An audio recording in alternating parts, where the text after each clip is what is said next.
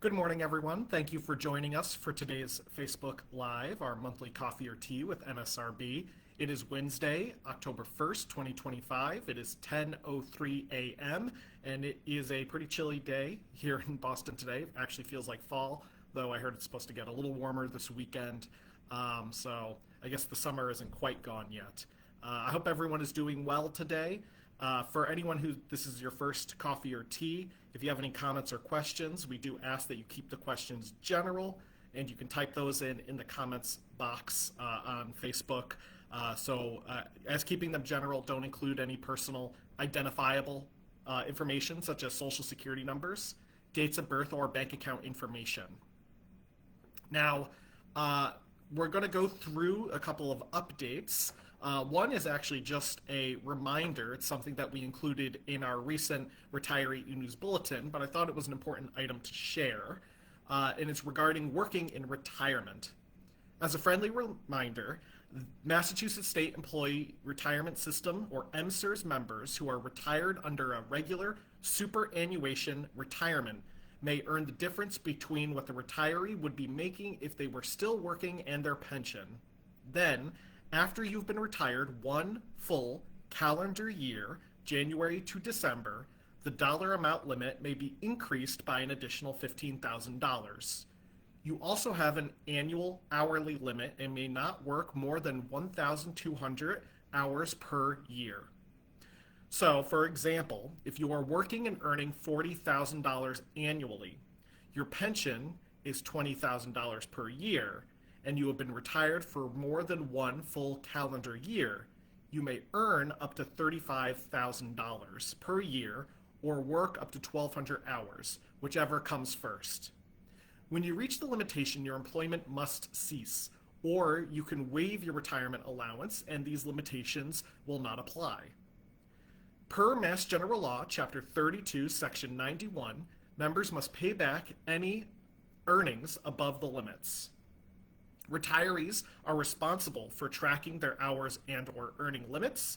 Current guidelines are available on the board's website and on the PARAC website.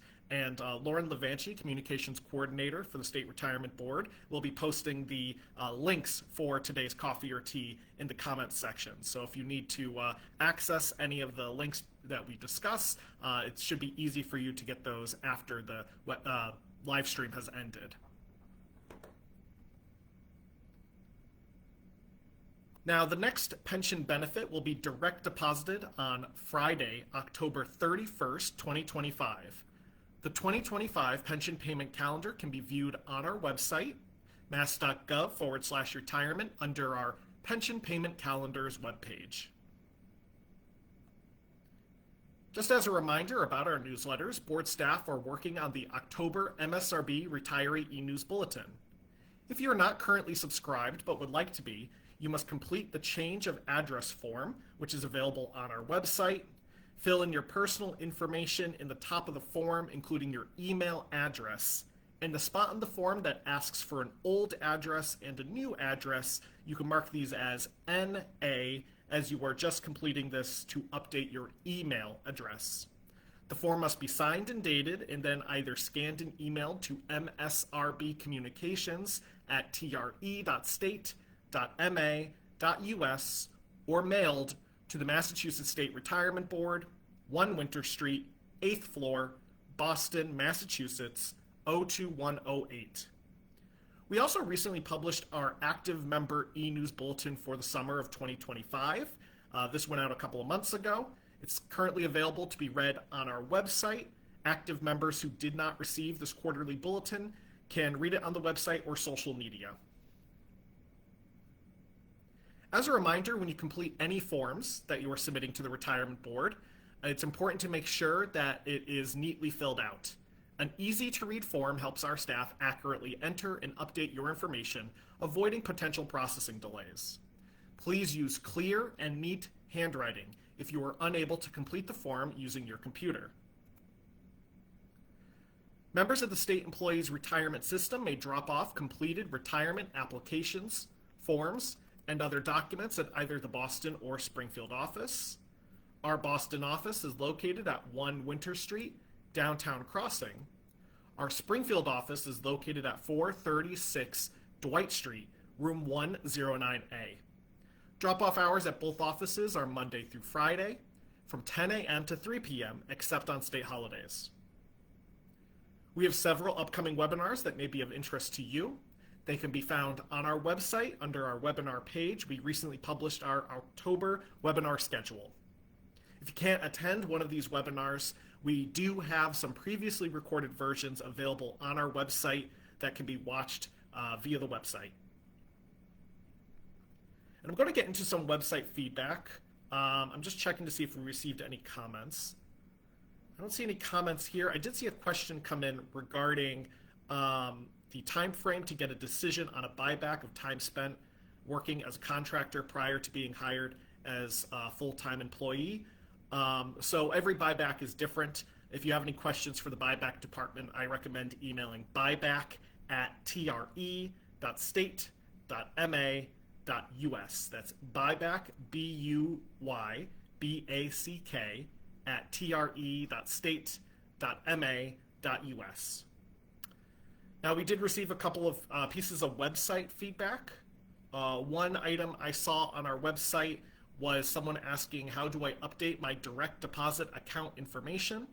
To update your direct deposit information, please complete the form on our website. Once completed, please mail the form to our office. We cannot accept a fax or emailed copy of the form. If you have any, someone else was wondering about some questions they had regarding changes to life insurance. Health, dental, vision, and life insurance are administered by the Group Insurance Commission. They are a separate state agency. If you have questions, you can contact GIC directly by either calling 617-727-2310 or visiting their website, mass.gov/GIC. They have a specific Contact the GIC webpage. Another person was wondering what % of sick time can you cash out. Vacation and sick pay are handled by the HR or payroll of the agency that employed you. The State Retirement Board is not involved in the payout of sick or vacation pay. You must contact your HR or payroll to determine their payment process for sick leave and vacation pay. I will also just make a note that deferral may be available into the SMART plan. If you have questions on your SMART plan account, you can email smart@mpower.com. That's SMART@mpower.com. That's all that I had currently for notes. And again, those were some of the pieces of website feedback we received. We get website feedback pretty frequently. Sometimes people ask questions like the ones I just covered, where they're looking for more of a direct answer, and we can't provide them a direct answer because the website feedback form doesn't pull any of your personal information. So if you do have a question that you would like to get answered, I do ask that you always email us, and you can email us at either msrbcommunications@tre.state.ma.us, or you can always call our office. Now, before I close things off, I'm just double checking to see if I received any other comments or questions. I don't see any here. I know sometimes Facebook kind of glitches out. I don't see any of the questions that come in. So what I will do is after this session is over, I'll double check, and if there were any questions, I can always respond offline on those questions. But just a couple last minute notes. Board offices will be closed on Monday, October 13th, 2025 for the Columbus Day holiday. Regular business hours will resume on Tuesday, October 14th. And our next monthly coffee or tea will be on Wednesday, November 5th, 2025 at 10 a.m. With that, it is 10:12 a.m., so I'll close off today's episode. If you do have any follow-up questions, you can always email msrbcommunications@tre.state.ma.us, and we'll be happy to assist you. I hope everyone has a great rest of your day. Enjoy this fall weather, and stay cool this weekend. Again, I heard it's supposed to be a hot one. So take care, everyone.